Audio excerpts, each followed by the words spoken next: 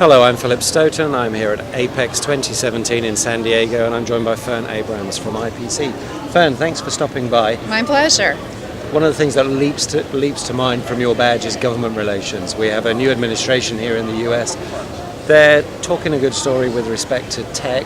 What are you seeing as you start to explore what might happen and what might impact your members? Well, clearly there's attention in this administration to the importance of the manufacturing sector for the economy and the impact that government regulations can have on manufacturing's viability. So from that aspect, we see a lot of positives and opportunity to work with the new administration, hopefully to advocate for our members for more pro-manufacturing policies. We also have had some concerns raised by our membership in terms of things they hear on the administration's agenda, particularly some of the immigration policies and some of the tariff policies are of concern to our members and thoughts that they are going to impact their business particularly heavily in the tech sector. Yeah, and we see that as a challenge globally, whether we're here within Europe or particularly in Mexico at the moment. So some interesting challenges there. Conflict minerals have been on the agenda for a long time. What's the current status with respect to that area of Well, there is an unsourced executive order that was floated, I think, just last week, and also Reuters has an article, again unsourced, so no opportunity for corroboration. Oh, I got that out. But the executive order would, if it's signed as is, would suspend the SEC rules that require the reporting of conflict minerals by SEC-listed companies for 2 years on the basis of national security, and that is included in the enabling Dodd-Frank legislation. Okay, and is that something that you found or that was highlighted to you from members? How does that process work? Well, we have undisclosed sources that leak those things to us. You know, that's all the popular trend. Yeah. That's what we're paid to do, is to gather information for our members. The Reuters article was in the press, so anybody can read that. I'm getting mixed feedback from the membership, which was a surprise to me. The majority of our members, for a long time since Dodd-Frank has been implemented, have been fairly vocal about their concerns.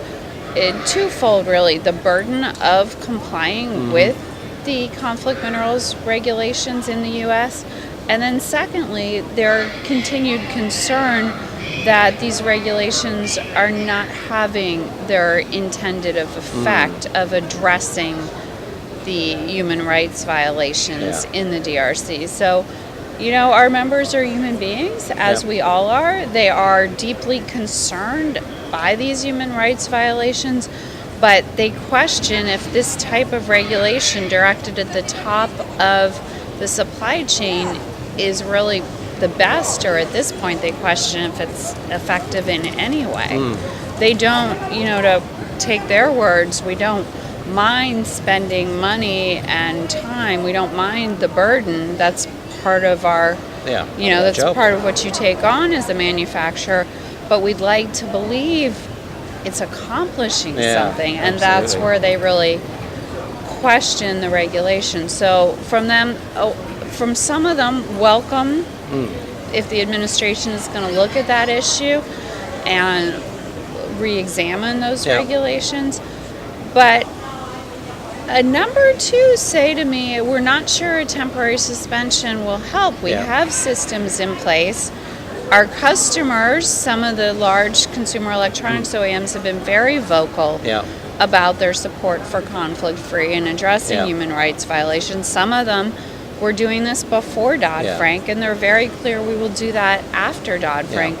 And so that will continue to reverberate through the supply chain, and our members will continue to see conflict minerals obligations, whether the rules are suspended or not.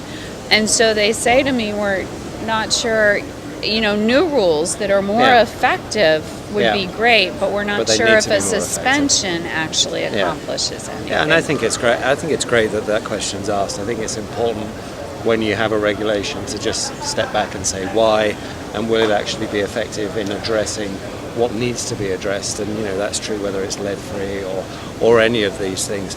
IPC is not just an American organization, you're a global organization. What's going on elsewhere in the world? Well, to stick with our current topic, conflict minerals, the European Union has also been addressing legislation on conflict minerals. IPC has been very involved in that process.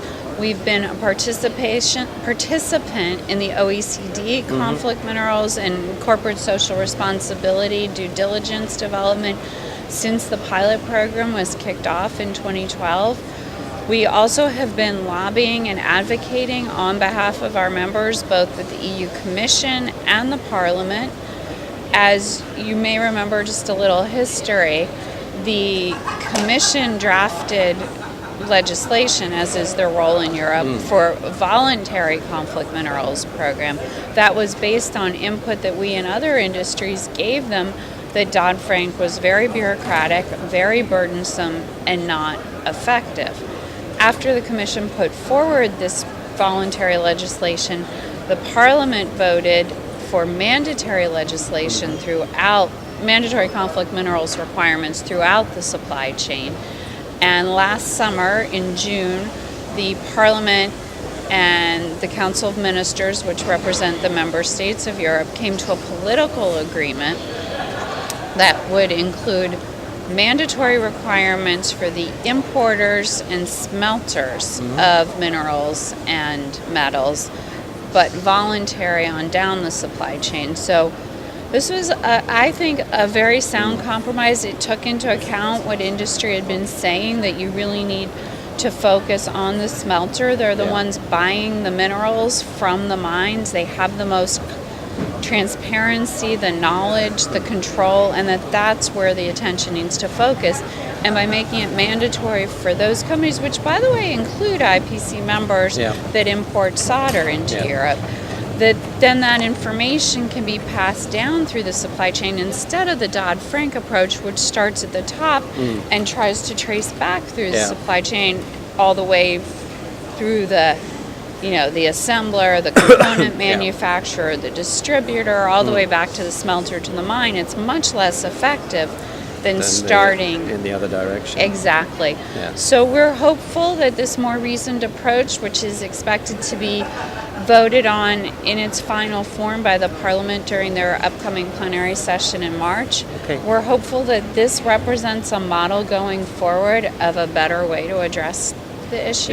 Yeah, absolutely. And it's interesting because a lot of the discussion this week with IOM and Industry 4.0 is around traceability, and there are lots of benefits that very detailed traceability up and down the supply chain can give us. I have heard, actually, we had a conversation in our Conflict Minerals Due Diligence Committee meeting yesterday, and they were talking about Dodd-Frank and input to the administration about what we'd like to see, and they said, it hasn't had the intended impacts at all, but we have gotten to know our supply chain better. And that's a good thing.